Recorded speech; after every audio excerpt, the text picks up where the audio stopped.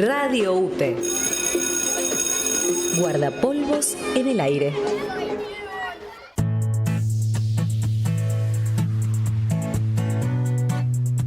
Aquí comienza Otras Poéticas para el Trabajo Docente. El programa del Congreso Pedagógico de UTE CETERA.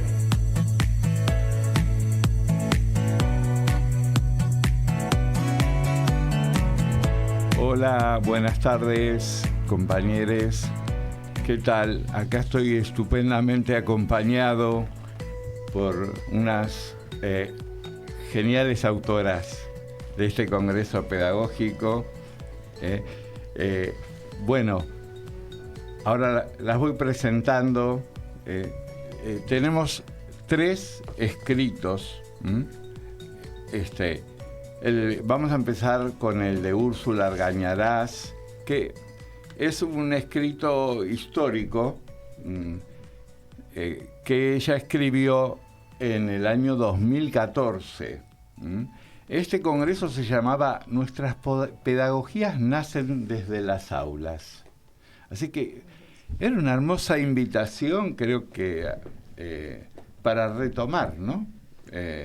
Para retomar. Y el trabajo nos hace, bueno, habla de experiencias desde el año 2003, 2007, unos cuantos años, antes de la llegada del gobierno macrista.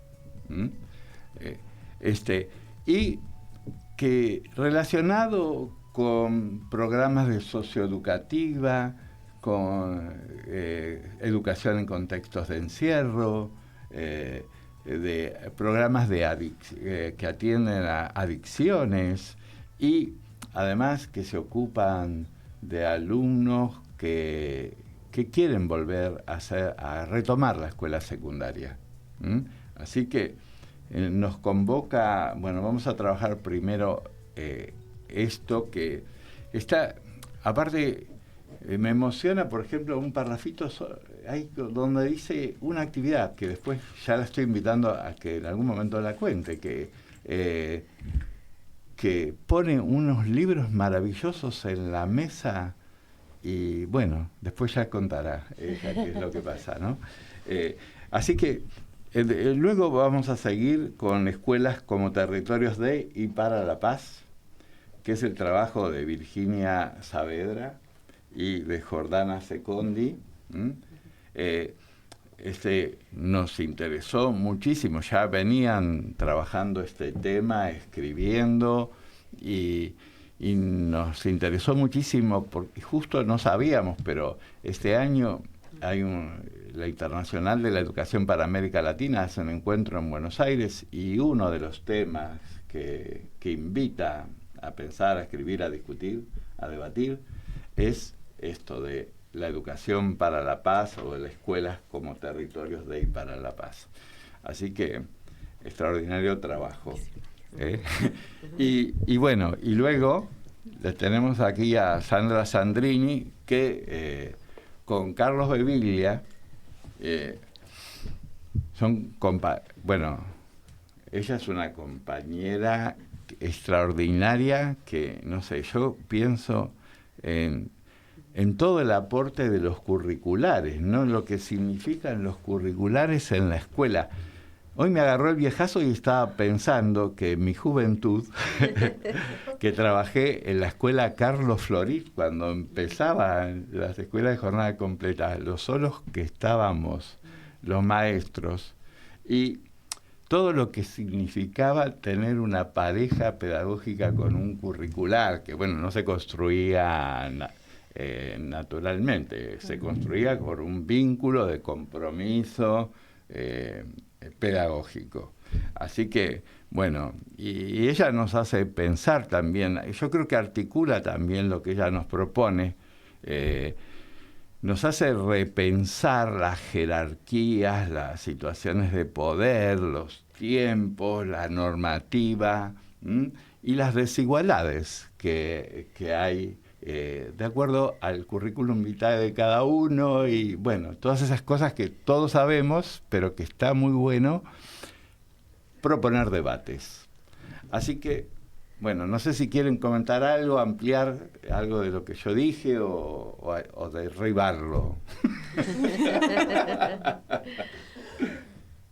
Tranqui, vamos. No, se me ocurre que el ejercicio de develar, ¿no? De ir retirando velos es algo a lo cual los y les docentes no podemos eludir, no deberíamos, ¿no? Es un compromiso ético con nuestra tarea. Entonces, yo celebro esta invitación a escribir, a leernos y a compartir, a dialogar y entrar en diálogo desde nuestros textos, entrar en diálogo nosotros mismos, nosotras mismas, pero también que nuestros textos entren en comunicación, en juego. Me parece que eso es importantísimo. Sí, y algo muy valioso de este espacio del Congreso Pedagógico y un poco una pregunta que se nos hizo alguna vez, ¿por qué escribir? ¿No? De hecho hay una compañera que tiene un texto del Congreso que se llama así. Sí. En nuestro caso particular nosotras decimos que somos una pareja autoral, escribimos con Jordana hace más de 10 años en pareja, juntas, aunque no escribimos por nosotras dos en nuestro nombre, sino que hubo una vez un momento en que los compañeros nos dijeron, bueno, ustedes dos encárguense de escribir esto, ¿no? Y siempre tenemos ese compromiso va nuestro nombre, pero es el nombre de los compañeros. Y relaciona un poco el título del congreso que muestra la ponencia de la compañera, esto de pensar nuestras pedagogías desde las aulas, y un poco con el arte, porque nuestra escuela, que como decíamos hoy cuando conversábamos antes de entrar a la radio, nuestras escuelas son territorializadas en las disciplinas artísticas y en lengua y literatura, que también decíamos es un arte, trabajamos en pareja pedagógica, ¿no? Esto de tener una pareja pedagógica artística, un pensar con otro, y esto de, como decía Jorge, de compartir y hacer cruzar nuestros textos, nuestras ideas, nuestras palabras, pone en valor muchas prácticas pedagógicas que no son únicas, ¿no? Sino que muchos docentes en muchos rincones de Buenos Aires, de la Argentina y de toda Latinoamérica están pensando territorialmente dar respuestas a la población latinoamericana, una población tensa con la hegemonía, con la jerarquía del saber y con quién tiene la autoridad respecto de qué es válido estudiar y qué no, ¿no? Celebro muchísimo este encuentro porque es una gran oportunidad para pensar y para pensarnos. Buenísimo. Por otra parte, pensaba a propósito de lo que venías diciendo, que no se puede enseñar o transmitir aquello que no se ejerce. Entonces esto de compartir escrituras, de compartir escritos, es algo que nosotros también le pedimos a los pibes, que compartan, que hagan en grupo, y sin embargo no siempre se practica dentro de las escuelas. Bueno, con respecto a eso, con respecto a lo que las compañeras estaban comentando, yo pensaba en esos años transcurridos en los congresos pedagógicos y me acordaba de Cristina y me acordaba de que Cristina Maceo, la recordamos con muchísimo cariño, sí. Y a Cristian, Daniel, y pensaban en la trama, o sea, yo en la formación en la Universidad de Buenos Aires, en letras, en la UBA, excelente formación, muy contenida, pero acá encontré algo que tiene que ver con hacer comunidad, con la democratización del conocimiento y una pedagogía de la ternura en el acompañamiento que hicieron los compañeros conmigo. Estos diálogos permanentes, esta propuesta, yo venía a conocer una escritura de la práctica, distinta a las otras escrituras que yo conocía, en las que me había formado. Entonces, ahí apareció esto de escribir, me dijeron juntos, pero me dijeron un guión, una ponencia audiovisual. Yo digo, qué impresionante, porque yo venía como en mi cuadradito, digamos, y de repente aparece esa propuesta que tiene que ver con la escritura atravesando otros lenguajes. Yo no sabía ni filmar con el celular, no acostumbraba en aquellos momentos, y lo filmaron los estudiantes. los estudiantes fueron los que llevaron adelante esa afirmación. Pero yo quiero tomar esto de la pedagogía de la ternura, del lazo, del entramado, del acompañamiento, del conocer esa forma de producir conocimiento que yo encontré acá en el Congreso Pedagógico. Y también estos desafíos de avanzar sobre campos del conocimiento que por ahí una no conoce. O sea, ni se me hubiera ocurrido nunca una ponencia audiovisual. No se me hubiera ocurrido hacer un guión para producir esa ponencia audiovisual. Entonces, yo estoy muy agradecida, también en nombre de un colectivo, porque esas ponencias audiovisuales, yo después me animé más y fui filmando un poquito yo, pero lo filmaban quienes participan del espacio. Y bueno, veamos un bloque del video y seguimos conversando. Buenísimo. ¿Alguien quiere contar un poco a dónde estamos entrando? ¿Experiencia de alguno? Bueno, contanos un poco tu experiencia. ¿Vamos a ir entrando a la casa?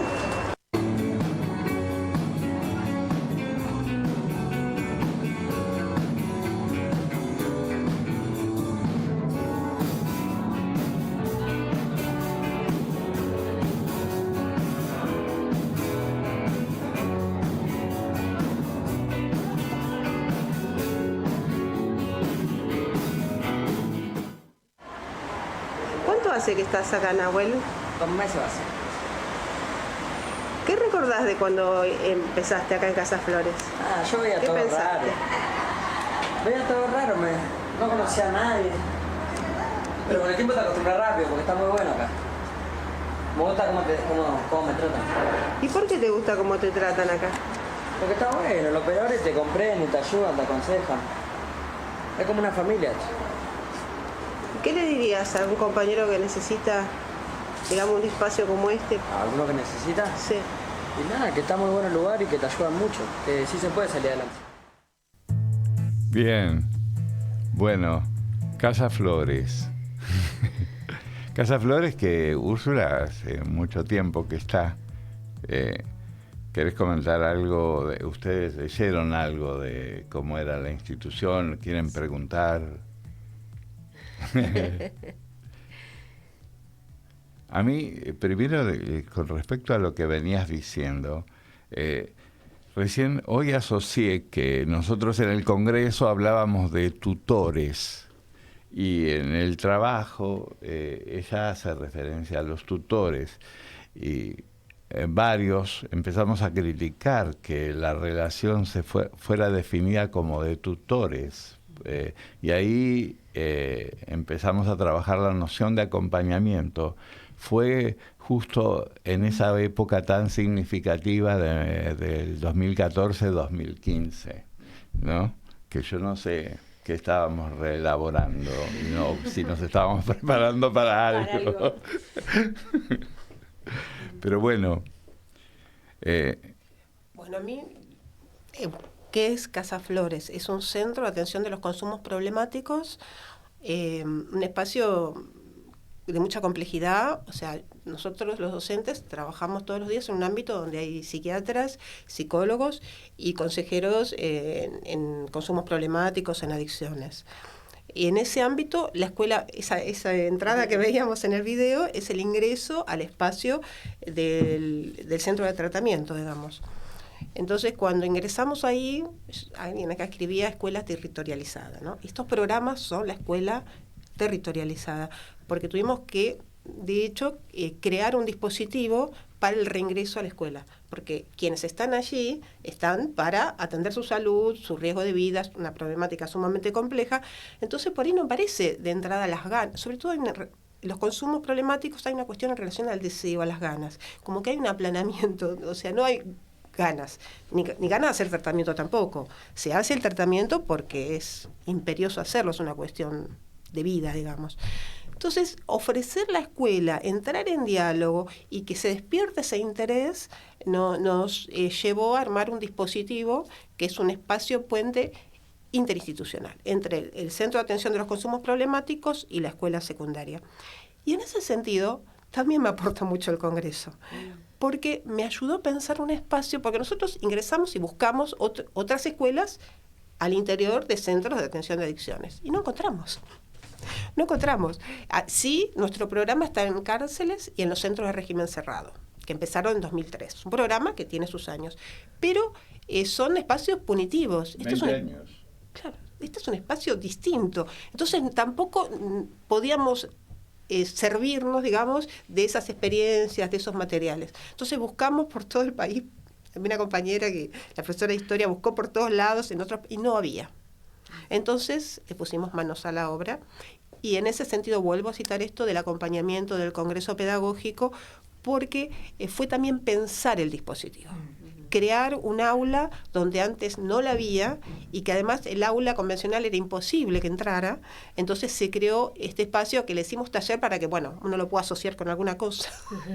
Y es un taller que el nombre fue Vidas que Cuentan primero, uno de los chicos, y después en otra ocasión alguien lo llamó Hablaturas, porque es de ese conocimiento lingüístico, del uso de la lengua, de las lenguas, porque también hay quienes vienen de otros países, hablan otras lenguas, o mismo acá, la lengua no es algo, bueno, ya sabemos, algo que tiene muchas dimensiones y facetas identitarias también, estas identidades que fluctúan, estas identidades que tienen que ver con las mixturas latinoamericanas. Entonces, bueno, ahí emerge este neologismo lúdico, porque es jugando con el habla y con la tura de la escritura, con la tura de la escultura, de la pintura, de la lectura, ¿no? Ahí va adquiriendo su sentido, y además un sentido que está abierto, porque todos los años cada grupo le da un nuevo sentido a las hablaturas. Bueno, si te parece, vemos la segunda parte del video.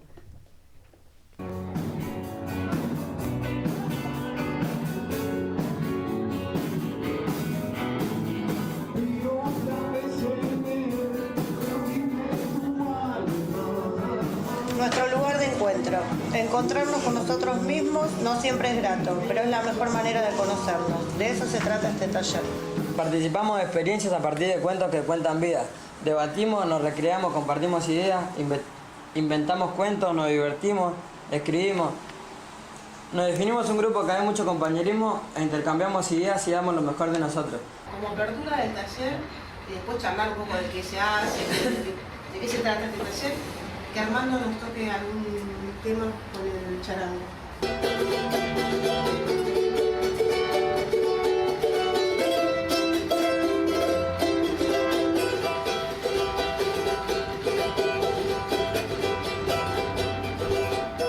Bueno, y sí que Vidas que Cuentan, hablaturas y hermosa la actividad. Ahí tal vez no se ve mucho lo que decíamos de la mesa, de la actividad esa que hace esa atrevida.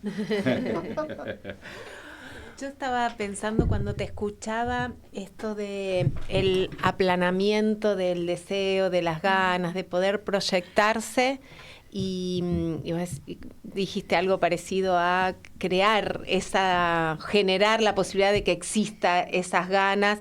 Y yo decía, ¿qué será primero, no? ¿El huevo o la gallina? Porque aparte de esto de conectarse con la actividad artística o desde la actividad artística empezar a construir las ganas, el deseo. Entonces, ¿qué le da lugar a qué? ¿No? Si el deseo aparece primero, si a partir de ir como despojándose de algunas cosas se hace lugar para que el deseo aparezca y que todo eso sea desde la herramienta artística, que bueno, no quiero spoilear temas, pero esto a veces el conocimiento artístico está desvalorizado, pero cuando entramos a una escuela y vemos murales pintados o entramos a Casa Flores que se veían, ¿no? También muchas imágenes en las paredes y vemos máscaras o escuchamos que está sonando música o vemos a los pibes actuar, nos maravillamos frente a eso. Y sin embargo, en otras ocasiones, el conocimiento artístico o la puerta de entrada al conocimiento desde una actividad artística,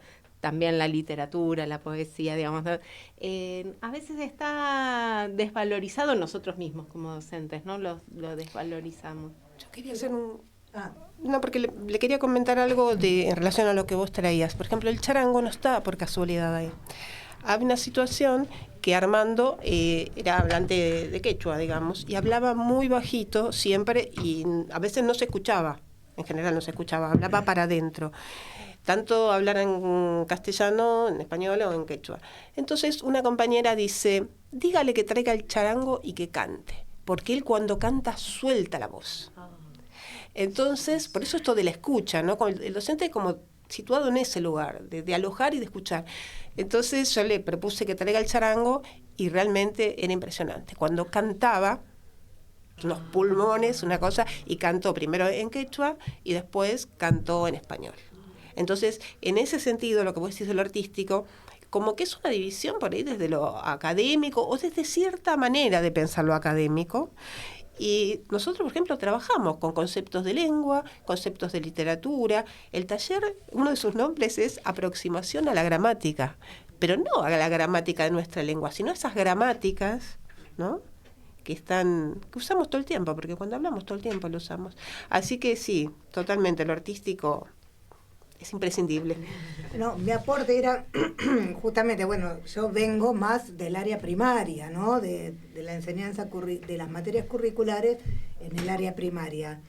Y lo que venía pensando, vos decís de construirlo, pero ya en el nivel medio. Y yo vengo pensando, ¿qué faltó? ¿Qué herramientas por ahí le faltaron a los pibes en esta democratización del conocimiento, donde la jerarquía siempre está en lengua y matemática, y no encuentran otros lenguajes por donde tener que o donde poder expresarse?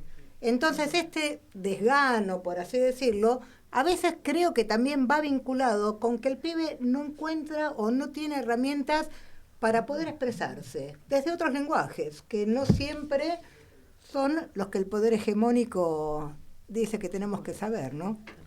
No le ponemos el charango a mano. No, y también eso que me pareció fantástico, es que lo había leído el trabajo, pero no me acordaba la actividad esa de los libros, que estos muchachos, que venga alguien atrevido y le ponga autores que tienen mucha jerarquía, pero ponga sobre la mesa unos libros con unos nombres, con palabras difíciles, y ¿qué le decías? ¿Cuál era la consigna? Que quizás la palabra no le guste, porque por ahí aparece esto, no me gusta, porque la literatura está asociada, bueno, a estas representaciones estereotipadas. Entonces dicen, bueno, no me gusta la lengua, no me gusta la literatura. Y es, bueno, busca una palabra que no te guste, o una que no sepas el significado, y con eso de no saber el significado es genial. Alguien encontró la palabra euclidiano. Entonces, ¿qué hicimos? Bueno, ¿por qué elegiste esa palabra? Porque empieza con eu. Y yo digo, ¿pero por qué? Y el eucaliptus. Yo tenía crisis asmáticas cuando era chico, y mi mamá me tomaba de la mano y yo volvía a la vida de la mano de mi mamá. Entonces, ¿cómo? Ahí aparece el deseo de comunicar, el recuerdo, los afectos. Entonces sí, las identidades. Las identidades. Claro. Bueno, si les parece, vamos cerrando esta parte. Invitamos a leer en la página web de UTE, en publicaciones, Congreso Pedagógico. Ahí tienen los trabajos que escribió y filmó, grabaron los estudiantes y las estudiantes, porque había mujeres, ahora, no me acuerdo. Ahora sí, cambió mucho. Sí. Ahora, en todos estos años se transformó. Bien. Hay muchas chicas también, sí. Sí, el 19 Congreso y el 20 Congreso y alguno más tiene este trabajo continuo de Úrsula de más de 10 años, ¿no? Sí, 16 en Casa Flores, el programa tiene mucho más. Bien. Sí, las videoponencias también se pueden ver en los canales de YouTube del Congreso, así exacto. Que están todavía visibles. Bueno, y pasamos entonces, lo tenemos que hacer rápido porque si no, no nos alcanza el tiempo. Pasamos a Educación para la Paz en su versión ¿Cómo quieren que nos manejemos? ¿Empezamos con los párrafos? Bueno, Sí, ¿no? sí. Es el Educación para la Paz, Virginia y Jordana. El guaraní es una lengua socialmente minorizada. En esta experiencia que narramos intentamos poner en valor un saber de los y las estudiantes, de sus familias que las docentes desconocíamos.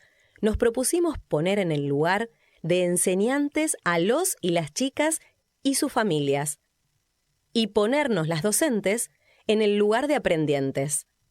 Además, propusimos un diálogo de saberes con la familia y hacer que entren en la escuela conocimientos que en general no están, con otras voces autorizadas y que pueda compartirse y valorarse.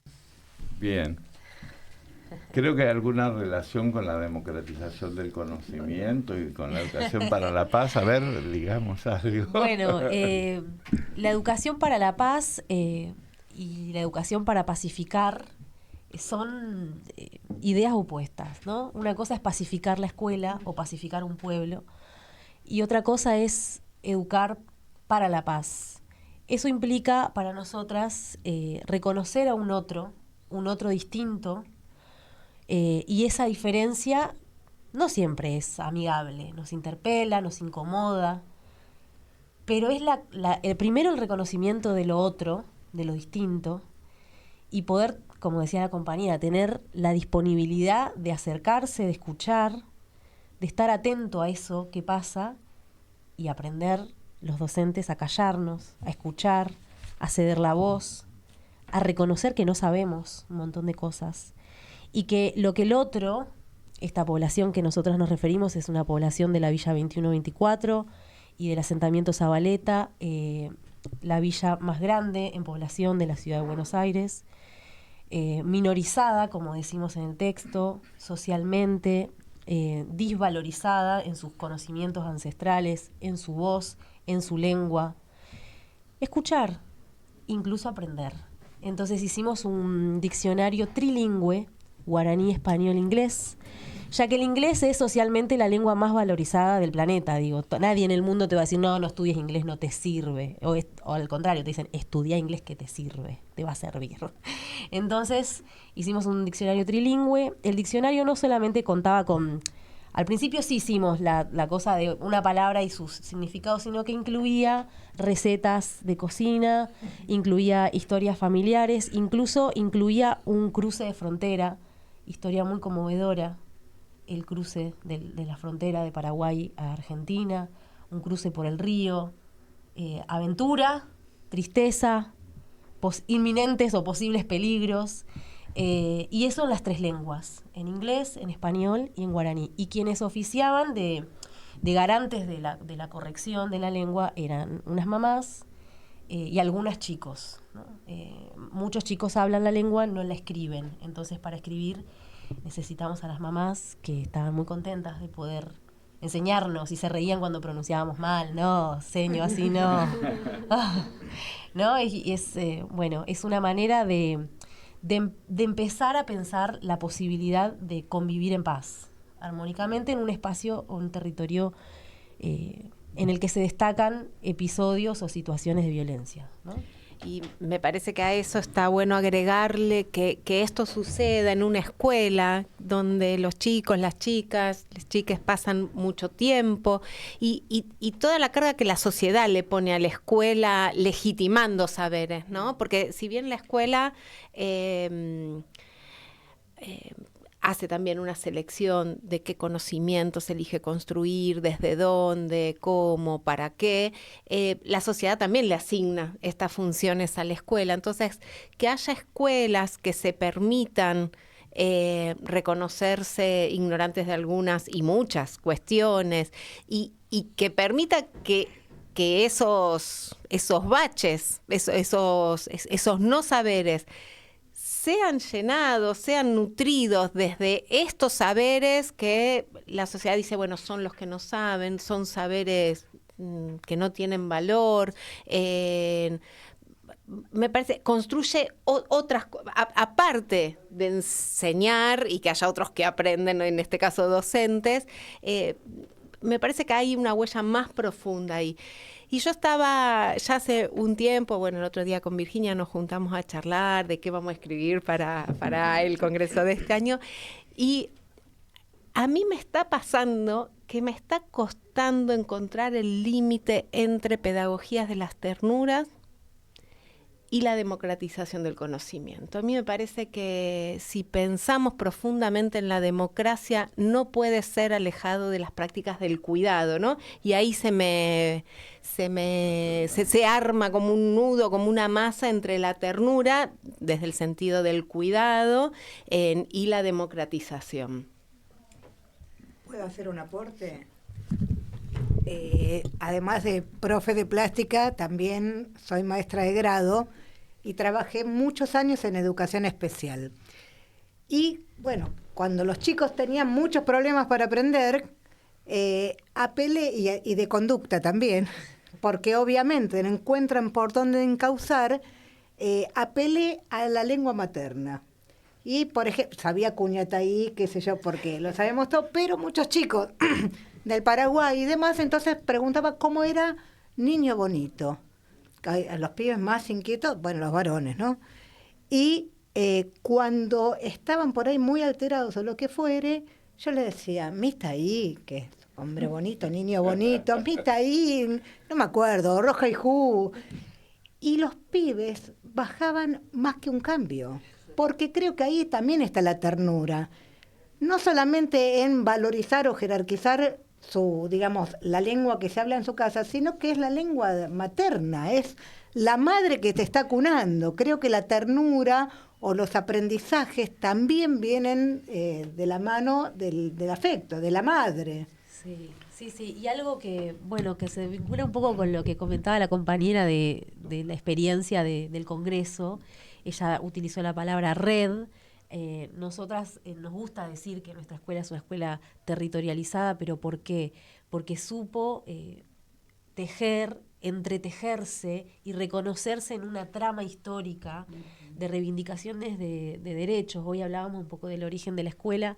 La Villa 2124 tuvo una primera comisión vecinal, que es un órgano de gobierno de la villa. En los años 70, toda la comisión desaparecida por la dictadura militar.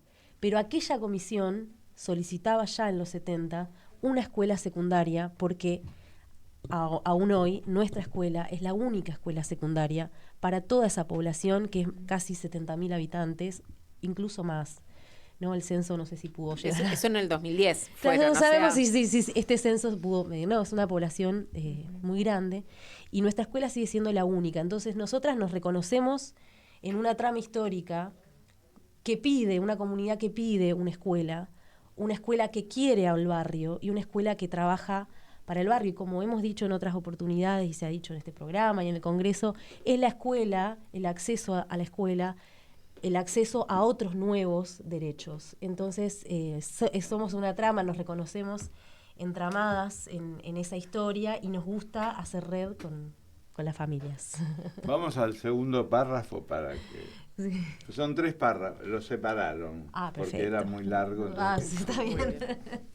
Pero en una sociedad que reniega de la condición de igualdad de sus ciudadanos, ya sea por cuestión de género, de clase, de cultura y también etaria, sería una necedad no asumir la responsabilidad de este posicionamiento para la construcción de una sociedad con espacio para el conflicto y su abordaje no violento. Bien. Bueno, esto por donde arrancó Vir, ¿no? Esto de las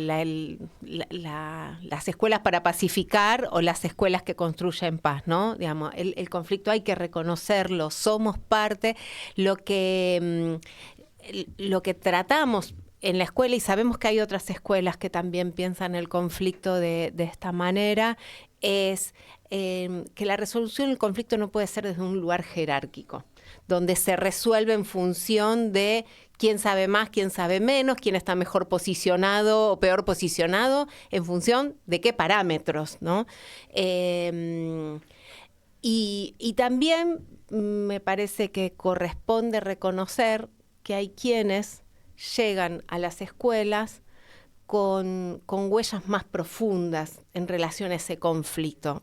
y a otros llegamos menos dañados, ¿no? En ese conflicto, en esa tensión que genera la convivencia en una sociedad que por ahora esperemos poder construir un mundo mejor, pero por ahora establece que las relaciones entre las personas son jerárquicas, son desde los lugares de privilegio y no desde los derechos, que es lo que supone una igualdad entre las personas. Nosotras lo vamos a profundizar en los próximos congresos, pero nosotras tenemos, y bueno, muchas escuelas tienen, un consejo de convivencia que funciona democráticamente, donde hay representantes estudiantiles, hay representantes de las familias y hay representantes docentes, de preceptores y del equipo de conducción. Y ahí hay siempre un debate sobre qué hacemos cuando alguien transgrede la norma, cuando alguien, te hace una transgresión, ¿qué hacemos? ¿Cómo reparamos esa falta? Y a veces, tiene buenos resultados, a veces no tanto, pero es esto, es la democratización de la palabra, de los criterios y también del conocimiento institucional. Y bueno. Vamos al tercer párrafo, porque no me acuerdo bien los textos. No está bien. ¿Qué paz queremos en las escuelas? ¿Qué definición de paz elegimos hoy? La paz como idea cuenta con una adhesión discursiva indiscutible, pero sus formas concretas pueden generar debates por demás apasionados. Puede haber escuelas para las que la paz de los cementerios es el clima de trabajo ideal para desarrollar sus propuestas. Pero las hay en que el encuentro genera bullicio, desorden y expone enfrentamientos, diferencias, que se plasman en discusiones y hasta peleas. ¿Sería posible una escuela sin intereses encontrados? Pensaba, es que no me acordaba del párrafo y tenía miedo de spoilearlo. Claro, porque por un lado pensaba qué interesante todo lo que plantean como, el derecho a la participación, realmente que lo tenemos que hablar en esta época. Es tremendo cómo está siendo atacado el derecho a la participación y los derechos de la ciudadanía.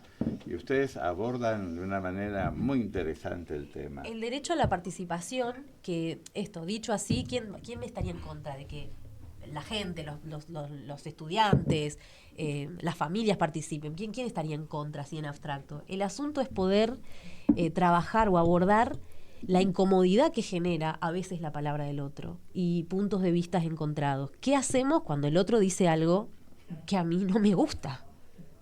Que a mí me interpela, me incomoda y me pone incluso en una situación que no quiero estar. ¿Qué hacemos? Porque si no, lo más fácil, lo más cómodo es la jerarquía. La directora dijo, vos te callás, vos haces esto. Es lo más cómodo, ¿no? Ahora, cuando democraticemos la palabra, hablen chicos, hablan los estudiantes, dicen cosas. ¿Qué hacemos?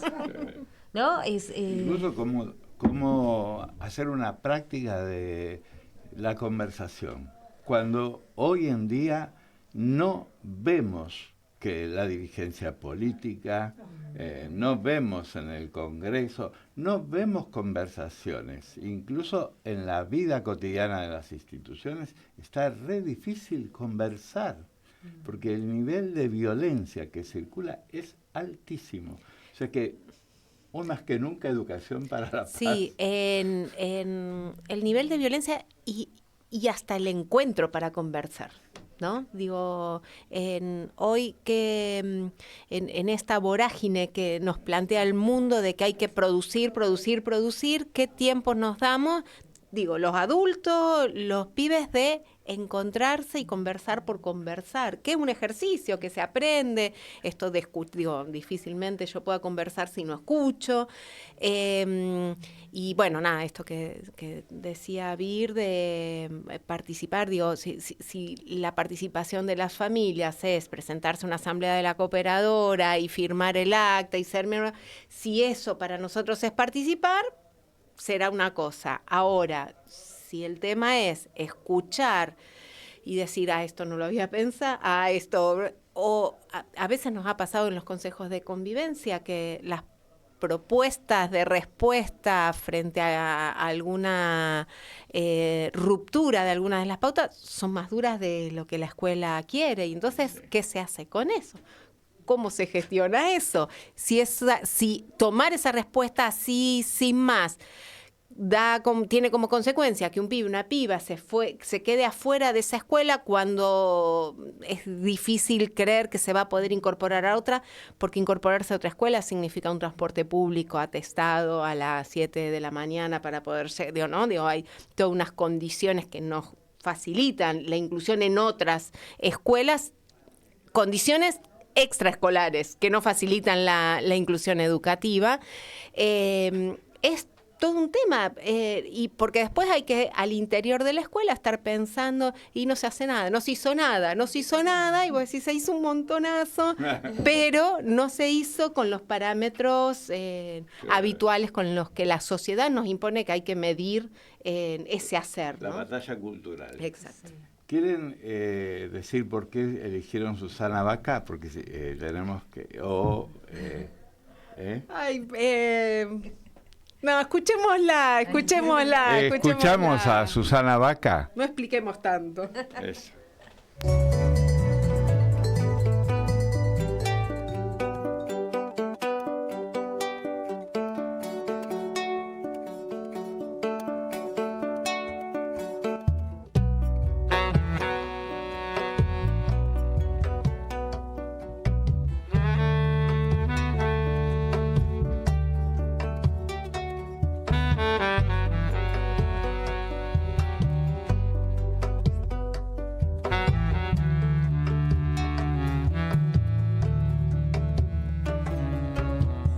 Cruzando ríos, andando selvas, amando el sol. Cada día sigo sacando espinas de lo profundo del corazón.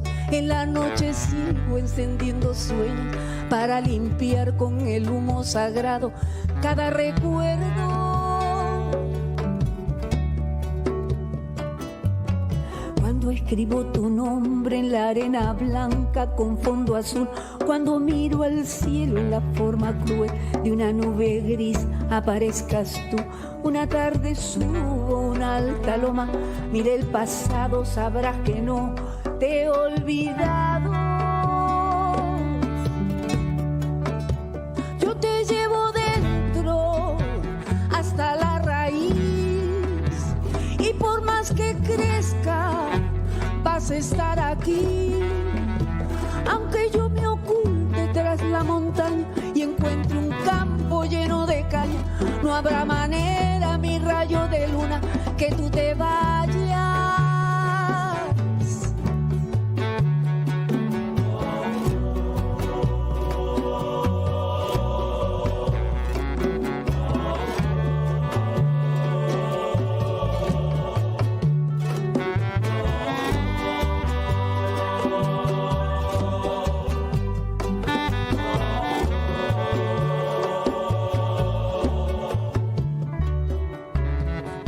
Que cada instante sobrevivido al caminar, cada segundo de incertidumbre, cada momento de no saber, son la clave exacta de este tejido que ando cargando bajo la piel. Así te protejo, aquí sigues dentro.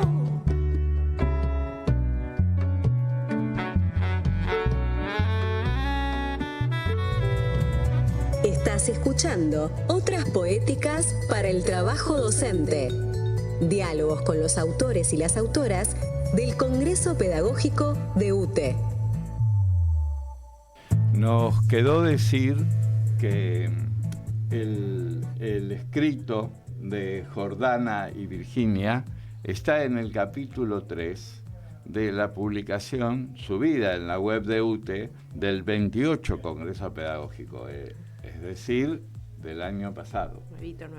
Nuevito. Y ahora vamos a compartir el escrito de Sandra Sandrini y Carlos Beviglia, El ascenso curricular, un debate pendiente, la democratización del conocimiento dentro de las instituciones educativas, que está en el capítulo 12, creo, ¿no? Sí, 12 de esta misma publicación.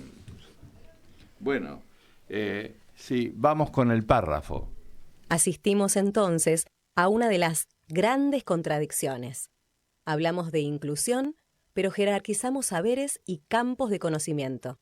Hablamos de pensamiento crítico, pero priorizamos los saberes que el poder hegemónico ordena impartir por sobre las herramientas que, lejos de reproducir normas y fórmulas, habilitan la creatividad y pueden generar un diálogo con lo nuevo, el presente y el devenir.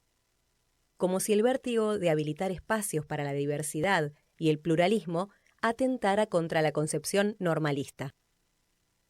Bueno, cuando hablamos de la concepción normalista, hablamos de la escuela primaria, que hasta ahora siempre sigue conducida por maestros de grado, profesores para la enseñanza primaria o maestros normales nacionales. Y no hay igualdad, no hay posibilidad de que un profesor o una profesora curricular, cuando hablamos de curriculares, hablamos de educación plástica, que ahora va a pasar a llamarse artes visuales, hablamos de profesores de música, de idiomas, de teatro, danzas, y me estoy olvidando educación tecnológica, creo que ninguna más. Y no se puede ascender, o sea, nos limitamos a hacer desde maestros de aula y saltamos directamente a la supervisión. Entonces, por un lado, no hay igualdad de trabajadores. Los trabajadores pasamos de una instancia a la otra, siendo que en la escuela media cualquiera puede conducir una escuela, porque una cosa es gestionar y otra cosa es dar clase. Y en educación para adultos, primaria para adultos, también un docente curricular puede conducir una escuela. Pero dentro de la educación primaria seguimos siendo normalistas. Y en otras provincias sí. En otra cruzamos la General Paz y un profe de artes puede dirigir una escuela, un profe de educación física, que me había olvidado antes, un profe de educación, digamos, cualquier persona con título docente puede gestionar una escuela. Y en esto cambian las miradas, ¿no? Y cambian esto que hablábamos antes, de poder habilitar a los pibes en distintas disciplinas. No todo es lengua y matemática, y no porque, digamos, no lo valore. Digo, no todos pensamos quietitos y sentados. Algunos necesitan pintar, dibujar, o mover su cuerpo, bailar, correr, y en esas actividades también estamos pensando, ¿no? Entonces me parece que, digamos, hay dos instancias en este escrito. Veamos tu segundo párrafo, dale, a ver dale. si te... Circula dentro del área curricular un fuerte malestar por ser considerados como la hora libre, lo que en definitiva colabora con la mirada sesgada que favorece a la exclusión. En términos normativos estrictos, esa mirada sesgada se concreta en la idea de que todo conocimiento que no es impartido por el maestro de grado tiene menos valor o un valor poco importante. Por otra parte, en su mayoría, son todas aquellas horas de clase que generan placer en las infancias, posiblemente porque son asignaturas que ponen en acción todas las actividades de las que la humanidad se ha valido en su evolución. Bueno, creo que va de ese lado, ¿no? ¿Por qué las trayectorias educativas o las trayectorias, digamos, que habiliten a las trayectorias creativas no van de la mano del placer? ¿Por qué? Porque hay que sufrir. ¿Por qué en un equipo de conducción hay que castrarse, sería? Claro, porque las parejas pedagógicas, todos lo reconocemos, las parejas con los multiartistas. Todos quieren estar con los de arte. Claro. Pero es que en realidad los de arte... Y los niños se benefician. Exacto. Pero parece que los de arte, digamos, o sea, de alguna forma somos, en plástica, decorador de ambientes. Decorar la escuela, digamos, los profes de música son los que musicalizan los actos. Y reducimos todas las artes a algo complementario. Pero aquí es maravilloso lo que pasa con los niños, porque yo como abuelo recuerdo que, no sé, la emoción que me producía es que esa profesora de música daba vuelta a la escuela, a todos nos conmovía, docentes, padres, abuelos. Digo, qué maravilla, porque éramos todos parte de esa comunidad. Total. Cuando la profe de música ponía en juego sus saberes y lo que producía con los pibes. Bueno, por otro lado, creo lo que nosotros de alguna forma estamos trabajando y vamos a seguir trabajando es en justamente no solamente la democratización del conocimiento, de los saberes, democratizar los saberes. ¿Quién establece que es, digamos, mejor para la vida saber logaritmos? Bueno, no sé si logaritmos, pero regla de 3 compuesta. ¿Para quién es mejor eso que bailar?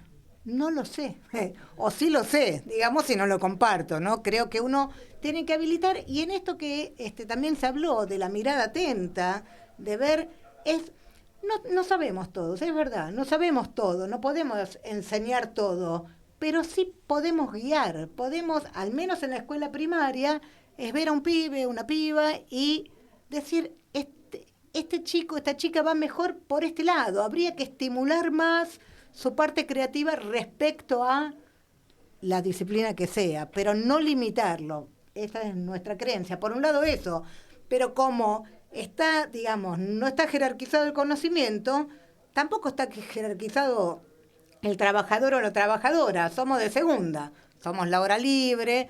Cuando a mí me dicen en las escuelas, no, lo que pasa es que no nos enteramos de las reuniones, los profes curriculares, ¿no? Por ahí porque no estamos todos los días. Yo siempre les digo, ahora digamos, cuando podamos ascender vamos a pasar a ser profesores, ¿no? Dejaremos de ser hora libre para ser profesores. Tiene otra parte maravillosa, por supuesto, que es ver a los pibes contentos, llega la hora, y esto lo vinculo justamente con la literatura, ya que estamos dentro del ámbito, que se termina padeciendo la literatura, termina siendo un castigo. Ahora vas a leer. Entonces, lejos de incentivar de la escuela primaria la escritura, la lectura, termina siendo a veces un castigo. Entonces, creo que habría que revisar, y finalmente pienso en lo que veníamos hablando, que la escuela termina siendo un lugar de reproducción, incluso con las violencias, en vez de ser un lugar de transformación. Hablamos de la educación como transformación, pero seguimos repitiendo determinados esquemas. Igual, Sandra también está poniendo en juego que ella, que fue hasta hace poco miembro de Junta de Clasificación, muestra que este conocimiento hace falta activarlo, el debate en el sindicato, con la relación con las políticas, en la escuela, en la comunidad. O sea que tenemos que abrir eso y todos apropiarnos de esta necesidad de debatir que nos quieren reprimir con esto, ¿no? La escuela normalista sigue vigente.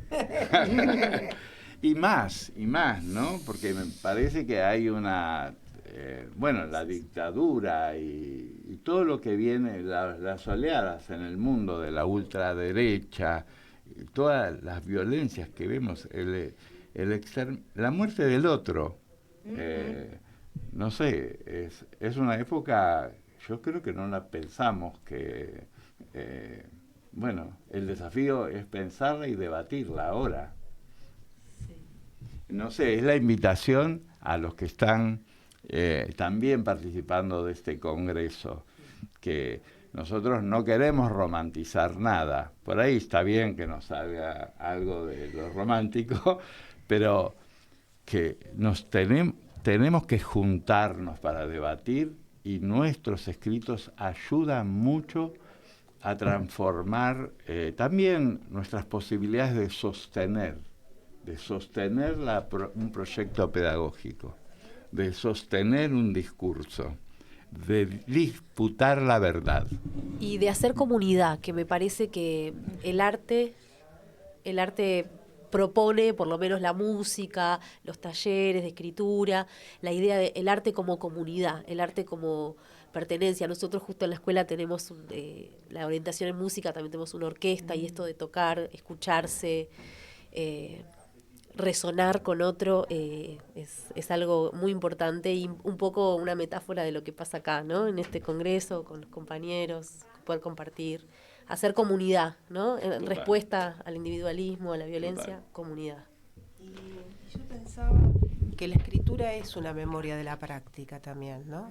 Total. Esto de preservar legados y poder transmitir. Tiene ese aspecto comunitario también, ¿no? Que convoca a un lector, que convoca a pensar, a movilizarse afectiva y emocionalmente, ¿no? Crea comunidad en múltiples sentidos y crea memoria también, ¿no? Las memorias de la práctica. Bueno, cerramos con el anuncio. Del canal, sí, les recordamos que el canal es de YouTube, es Radio UTE, que se suscriban, así ven todos los programas anteriores y los que salgan nuevos. Vamos a seguir con los programas especiales del Congreso Pedagógico y podemos poner último tema, ¿verdad? Y la bandera del Congreso puede ser hoy, en el programa de hoy, escuchémonos.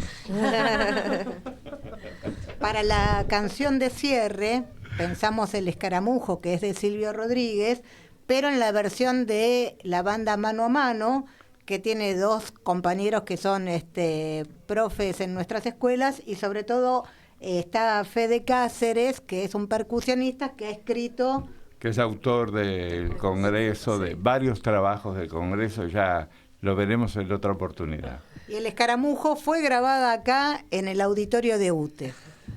Gracias.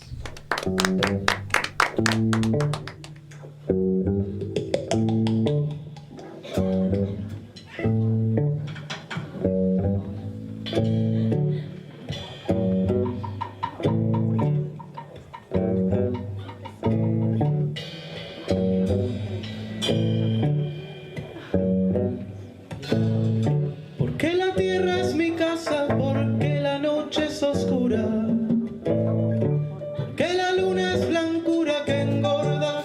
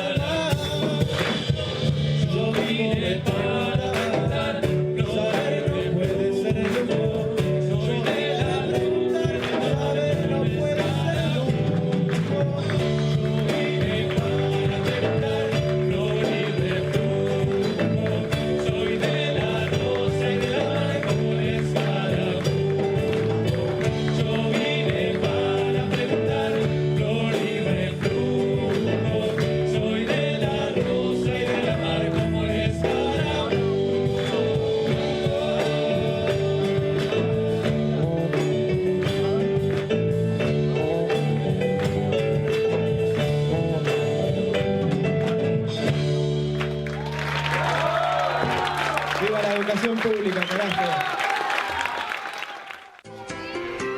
Luchar tiene sentido. Radio UTE.